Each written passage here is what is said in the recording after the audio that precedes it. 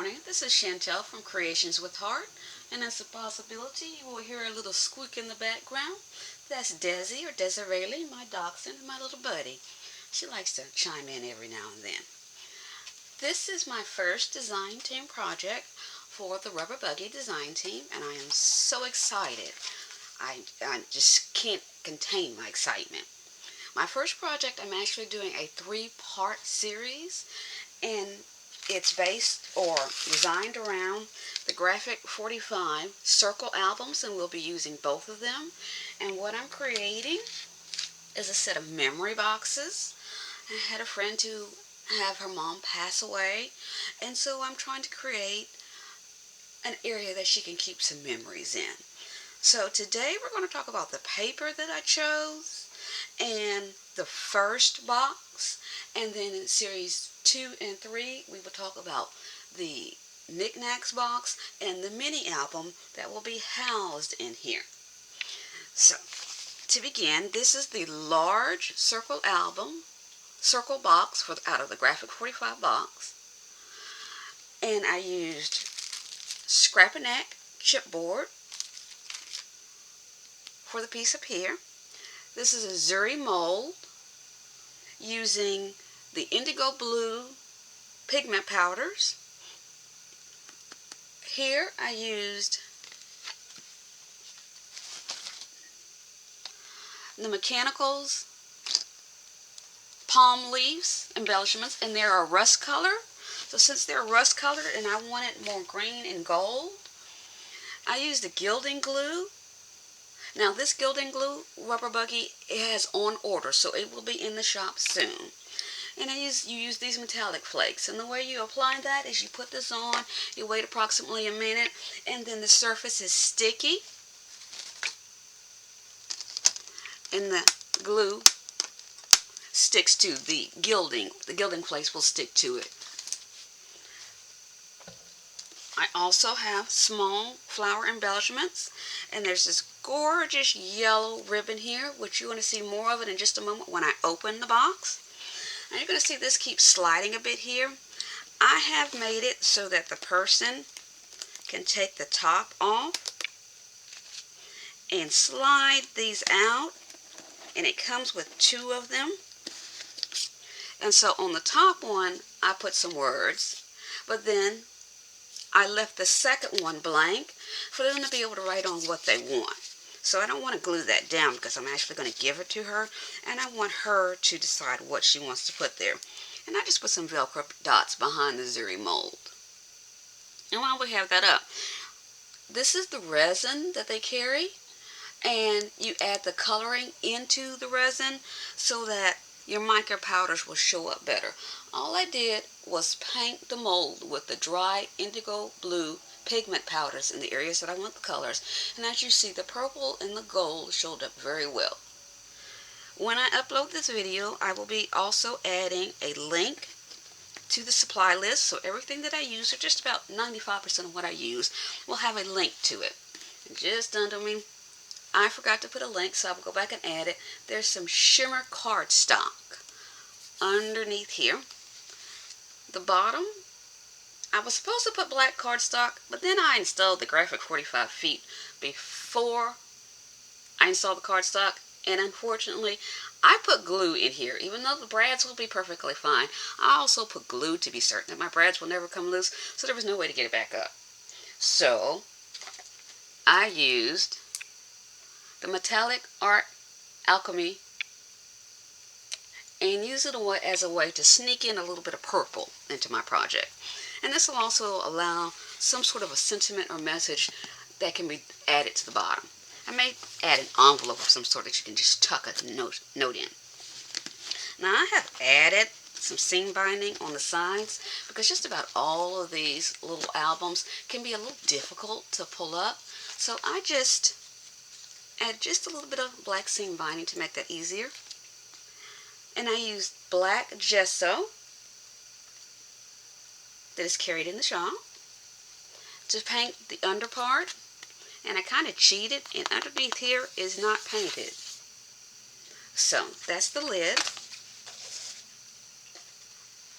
And we're not going to actually look at the album, but the album is made from graphic 45 square black tags, 2 packs of them, and I had to cut a 1/4 inch off and use a corner rounder to bring that up, and that fits perfectly in there. So as you see, I will do very little embellishments that stick out because this fits in here just perfectly this way. So we're going to pull the album out. I just want you to see it. And this is that gorgeous yellow ribbon that they offer in the store. So bright and so pretty. And we're not even going to open this. This is going to be in part 2 or 3. In the inside is black gesso, and I used Decoupage Queen rice paper. And I cut it in strips. First I took off the white, and I just used my paper cutter and cut it in strips. It was 1 1/4 for the large one, 1 inch for the small one, and I just used Mod Podge and put it in. You can use matte or gloss. I wanted to use matte, but I didn't have any matte. So as you see, the gloss does not gloss so much that it detracts. So either one would work. I did end up getting some gloss on here, and I didn't like the way it looked, so I just went back and put another layer of black gesso, and that took care of it, so there's no shine on the black. The feet are the graphic 45 feet. And so it's a nice little sturdy box that you can just insert items in. And the smaller box, which when you open this, you may think, oh, there's only one. Actually, the second one will be on the inside. So you open it up, and this second one is going to be for memory items, like pieces of jewelry or small notes or something like that. So this will be in part 2 or 3. Part 1 is just this part of the box today. And so that is part 1 of my project. I hope you enjoyed it. And around the flowers, I put some iridescent glitter and art glitter glue. And I also used some Heartfelt Creations buds and covered them in art glitter glue with some iridescent glitter. And so I really, really enjoyed this project. While we're looking at things, let's just real quickly look at the paper. I used 2 pieces of 12 by 12, but the 12 by 12 was used to cut the tags for the album out. Since I believe, which I'll let you know, I think I used 10 tags, which is 20 pieces.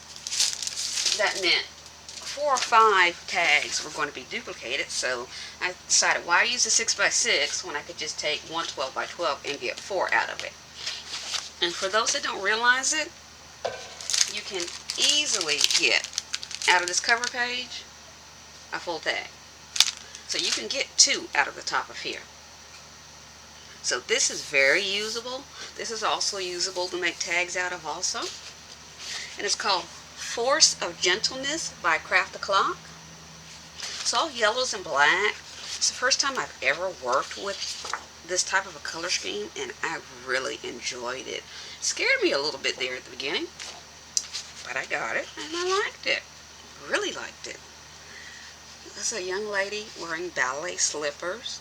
It's grays, light beiges, yellows, a little dark orange, very bright yellow to use some contrast with. And had I thought about it, I might have sprayed this with some gold mica from the indigo blue with a little bit of water.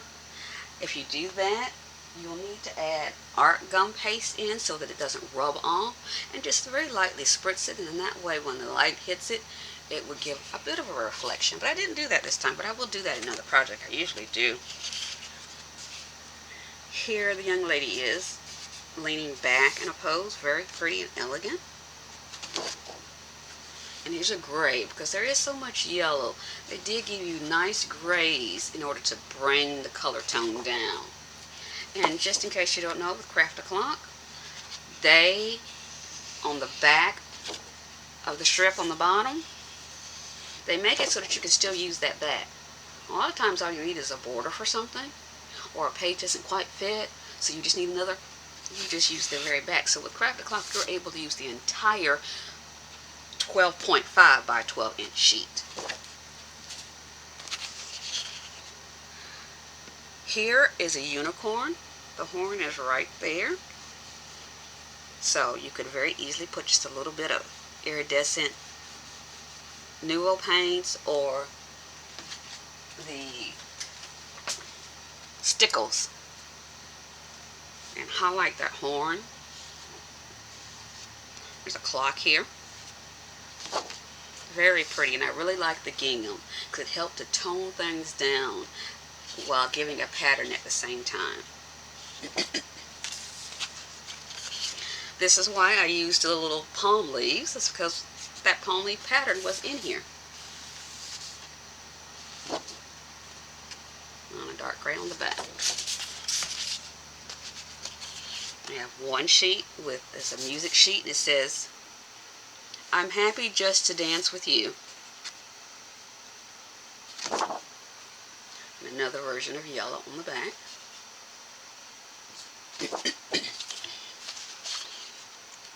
And the last sheet. And it comes in 12 by 12, 6 by 6. The 12 by 12, let's go back to the 12 by 12. Where did I put the page? Okay, we will, 12 by 12, I believe you get two, oh, I know what I need. I need the very front. Here we go. You get 12 sheets, 12 designs, 6 double-sided papers, and then 1 extra sheet of ephemera cutouts. When you get the 6 by 6, it's the same exact patterns, but smaller, and you get 24 double-sided papers, 4 by 6 sheets. Okay. Hold up.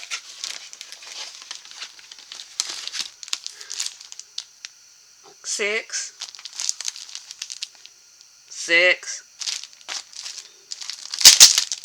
Let's pull it out. Be certain. I know that there's nothing on the other side to stop that from being used because I used it. Because I did take 1 tag out of each. This is 6 by 6. I don't know why that says 4 by 6. I think someone just did a conversion wrong because it does say 15.25 by 15.25, which is the centimeters. But when they converted it to inches for us here in America, they put 4 by 6, but it's really 6 by 6.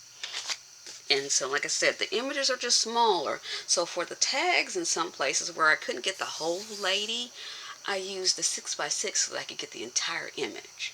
So sometimes the larger pages just don't fit when you really want to see more of the design. And then this is the Junk Journal Extra Set. We can go ahead and open that up too. Now I have a brother scan and cut, so I took advantage of that and I scanned the majority of mine in and let it do a direct cut.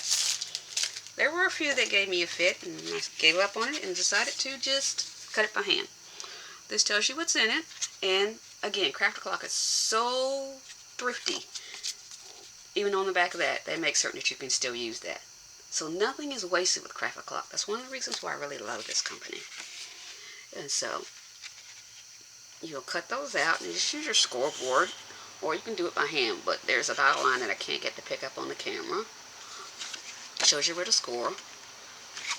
And even there, if you're using small die cuts or you're making small circles, this area may be not usable because it's white, but once you cut that out, if you cut it out just right, you have yellow on the other side, so that piece is still usable. There's nothing wasted with this company. Still usable. These are a little too large to use, so, but I went ahead and cut them out while I was cutting out. But in the ephemera box that we'll see, or the keepsake box, I am including this one. This is a little envelope, and here's another envelope, and this envelope actually has where you can put bulk. It's approximately a ½ inch in here, so it's not going to be a flat envelope, so you can really insert things. And that's what's on the back. For some reason I'm getting, oh, probably because it's yellow, that's why I'm getting so much shine. This is just some more ephemera pieces that you cut out. Looking them on the back. If you decide you don't want them, then you just use the back. I am including all of these tags, and I did use this little pocket, which you'll see when I do the album. And this is the last piece. This is just a piece. I'm folding it in half and creating a book, but the book is too big for the box. However, I'm going to go ahead and just include it on the side for her, so you may see that one as well. And here's 2 more pockets. Okay, well that is all I have for you today. Again, this is Chantelle with Creations with Heart. Jump on over to the Rubber Buggy. Also download my document, which has a supply list in it.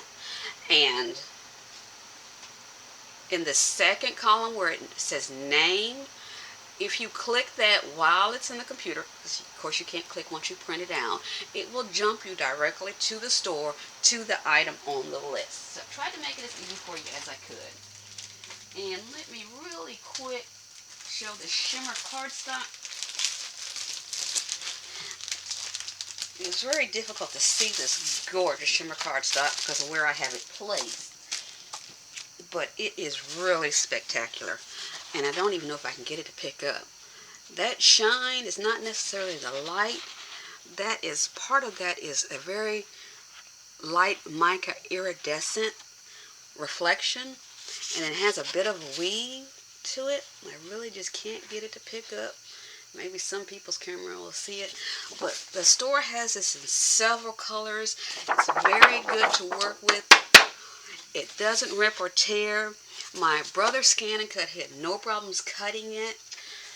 It is really nice cardstock. So to embellish some of your projects, or as the foundation, or to make your tags with, that is a gorgeous way to accent without having to bring in too much, because you're going to have a tag backing anyway. Why not have it a shimmer tag backing?